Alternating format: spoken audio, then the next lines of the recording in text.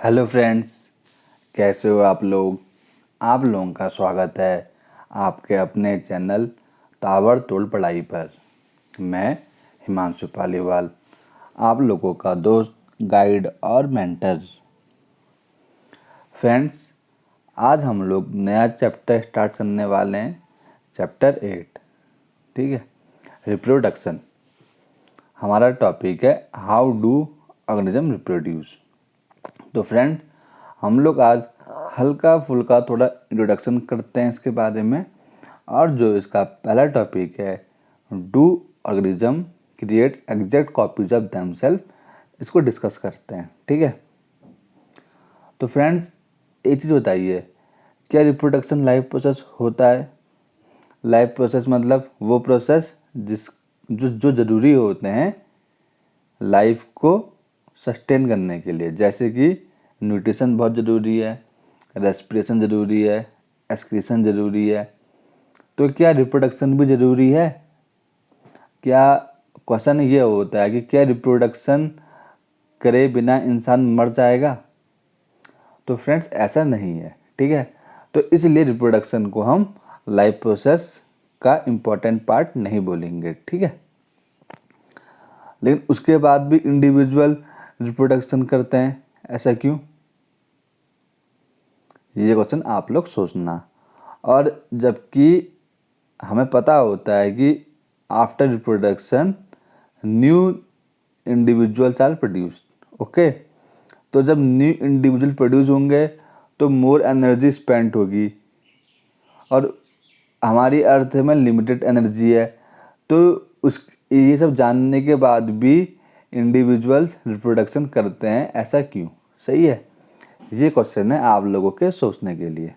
चलिए हम लोग अब अपना फर्स्ट टॉपिक डिस्कस करते हैं। Do organism create exact copies of themselves? क्या जो ऑर्गेनिज्म होते हैं वो एग्जैक्ट कॉपी बनाते हैं? सही है। अब देखिए, ये बात तो आप लोगों को पता है कि जो दो ऑर्गेनिज्म होते हैं वो सिमिलर टाइप के दिखते हैं। सिमिलर क्यों दिखते हैं? उनका सेम बॉडी डिज़ाइन होता है। आप एग्जांपल लीजिए ह्यूमन का। दो जो होते हैं ह्यूमन, वो सिमिलर दिखते हैं, जैसे उनका जो बॉडी डिज़ाइन सिमिलर है। कैसे मतलब? दो हाथ दोनों के होते हैं, टू लेग ना, ऐसे करके होता है। तो ये सिमिलर हैं।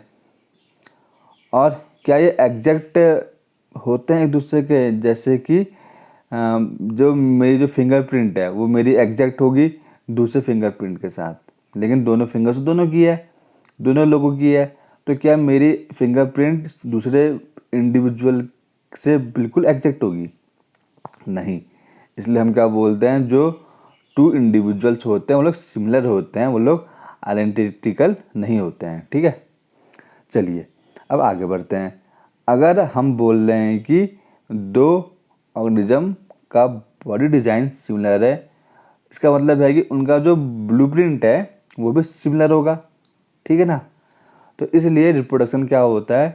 रिप्रोडक्शन को हम बोलते हैं सिंपली कि it is the process of making copies of blueprint of body design. मतलब रिप्रोडक्शन के बाद कॉपी बनती है, और किस चीज़ की कॉपी बनती है? ब्लूप्रिंट ऑफ बॉडी डिज़ाइन की। ठीक है, कि जो बॉडी है वो इस टाइप से बनेगी या होगी। ठीक है, अब देखिए ऐसा होता क्यों है।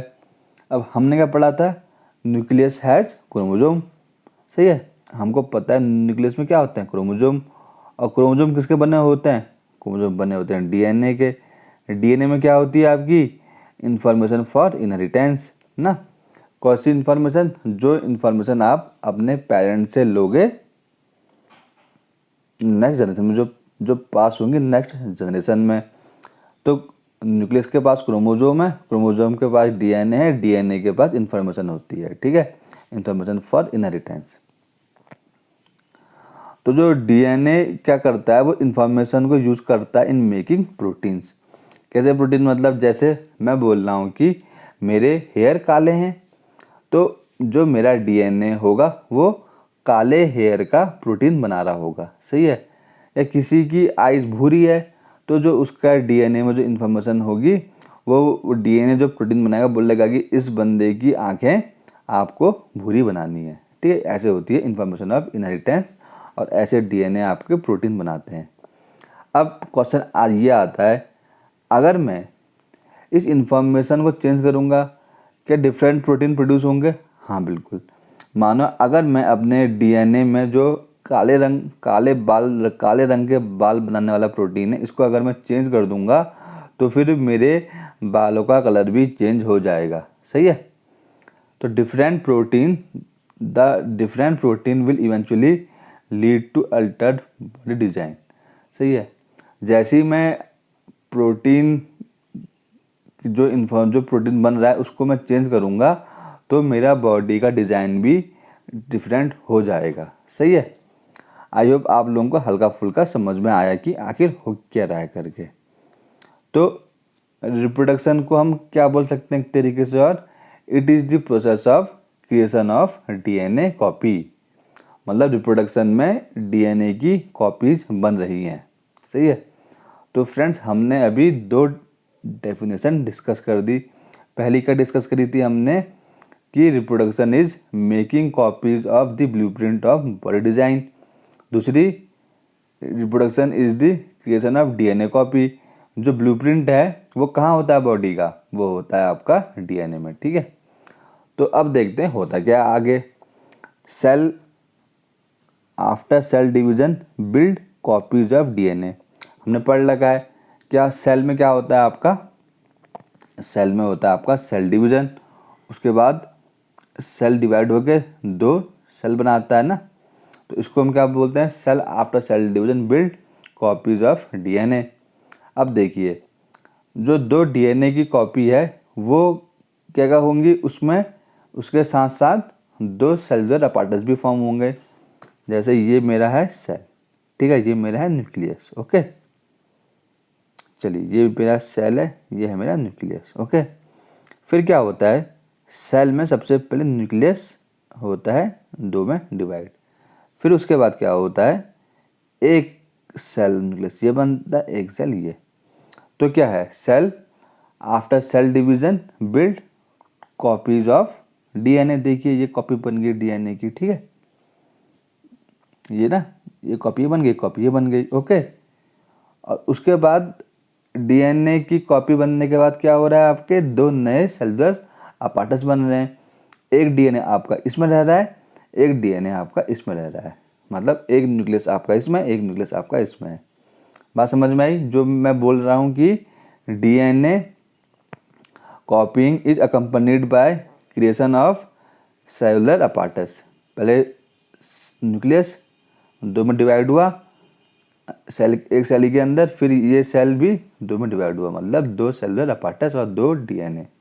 ओके, चलिए अब जो ये 2 सेल हैं क्या ये आइडेंटिकल हैं? क्वेश्चन आता है ये। अब हम क्या बोलेंगे, हम लोग क्या बोलेंगे कि जो ये 2 सेल प्रोड्यूस हुए हैं क्या ये आइडेंटिकल हैं? ये कितने एग्जैक्टली कॉपीड हुए हैं उसके बेस पर हम बोलेंगे कि ये आइडेंटिकल हैं या सिमिलर हैं। तो फ्रेंड्स, जो भी बायोकेमिकल रिएक्शन होती है वो उनमें कुछ ना कुछ वेरिएशन होता ही होता है। ठीक है, क्या बोलेंगे हम? No biochemical reaction are absolutely reliable. जो कोई भी जो बायोकेमिकल रिएक्शन होती है वो एब्सोल्युटली रिलायबल नहीं होती है। तो इस प्रोसेस में कुछ ना कुछ वेरिएशन होता ही होता है। एग्जैक्टली फॉर्म दोनों जो नया होता है न्यूक्लियस फॉर्म, वो एग्जैक्टली पहले न्यूक्लियस की तरह नहीं होता, उसमें कुछ ना कुछ हल्का सा वेरिएशन होता ही होता है। ठीक है, तो फिर क्या होता है आपका, तो जो डीएनए कॉपी के बाद जो जो 2 नए डीएनए बने हैं वो सिमिलर हैं लेकिन वो आइडेंटिकल नहीं है। क्यों नहीं है आइडेंटिकल? क्योंकि no 2 biochemical reaction are absolutely identical. बात समझ में आ रही है? ठीक है, अगर नहीं समझ में आएगा आप लोग मुझे कमेंट करिए ना, मैं आपको वहाँ समझाऊंगा। ओके, और कुछ ज़्यादा डाउट होंगे आप लोगों के तो उन डाउट के लिए मैं एक नया लेक्चर बनाऊंगा। ठीक, चलिए अब हम आगे बढ़ते हैं। तो देखिए, डीएनए आपका वैरी कर रहा है, ठीक है। कभी कभी उसमें कुछ ड्रास्टिक चेंज आ जाते हैं, ठीक है। जब ड्रास्टिक चेंज आ जाते हैं तो वो डीएनए उस सेलुलर अपार्टस में रह नहीं पाता है, और जब वो उस सेलुलर अपार्टस में रह नहीं पाता है तो ये वो मर जाता है, ठीक है। Some DNA variation are so drastic that new DNA copying can not work with one cellular apparatus, it inherit and it die. Simply कभी कभी जो आपका डीएनए कॉपीइंग होती है उसमें बहुत ज़्यादा ड्रास्टिक चेंज आता है, और जब वो ड्रास्टिक चेंज आता है तो वो सेलुलर अपार्टस में रह नहीं पाता है और वो मर जाता है, ठीक है। अब आगे देखते हैं, लेकिन कुछ डीएनए वेरिएशन सरवाइव कर जाते हैं, है ना। अब जो सरवाइव कर जाते हैं वो होते तो सिमिलर हैं, अपने पेरेंट की तरह बट आइडेंटिकल नहीं होते हैं, ओके। तो जो ये इनबिल्ट टेंडेंसी है वेरिएशन की ड्यूरिंग रिप्रोडक्शन, इसी की वजह से आपका इवोल्यूशन होता है, ओके। एक बार और समझते हैं, जो डीएनए वेरिएशन है, जैसे जो डीएनए थोड़ा वेरी कर गया है और वो सरवाइव कर गया है, तो क्या होगा, वो होगा तो सिमिलर अपने पेरेंट से, लेकिन आइडेंटिकल नहीं होगा, नंबर 1। अब जो रिप्रोडक्शन के बाद जो रिप्रोडक्शन की इनबिल्ट टेंडेंसी है वेरिएशन करने की, यही बेसिस है आपका इवोल्यूशन का। हम देखते हैं कि ना, पेरेंट में कुछ ये फीचर्स है, उसके चाइल्ड में ये फीचर है, उसके चाइल्ड में ये, उसके चाइल्ड में, उसके चाइल्ड में, फिर जब हम इससे कंपेयर करते हैं तो दोनों के फीचर्स थोड़े थोड़े डिफरेंट हो जाते हैं। इसी को हम बोलते हैं आपका इवोल्यूशन। और ये कैसे होता है, बिकॉज ऑफ रिप्रोडक्शन। और बिकॉज ऑफ रिप्रोडक्शन क्यों, क्योंकि रिप्रोडक्शन के बाद जो नया इंडिविजुअल प्रोड्यूस होता है उसमें होती है वेरिएशन, ओके फ्रेंड्स। तो हमने अभी एक टॉपिक फिनिश किया है आपका रिप्रोडक्शन का। अब हम धीरे धीरे करके इसके बाकी के टॉपिक कंप्लीट करेंगे और आप लोगों को अच्छे से सब कुछ समझ में आएगा। और फ्रेंड्स, जो हम पढ़ेंगे आपका एग्ज़ाम में इससे ही आएगा, इससे बाहर आपका एग्ज़ाम में नहीं आएगा, ठीक है। तो फ्रेंड्स, इस लेक्चर को यहीं पर ही एंड करते हैं और मिलते हैं आप लोगों से नेक्स्ट लेक्चर में। और फ्रेंड्स, आप लोग वीडियो को लाइक करिए, चैनल को सब्सक्राइब करिए और वीडियो को अपने दोस्तों के साथ शेयर करिए, ओके फ्रेंड्स।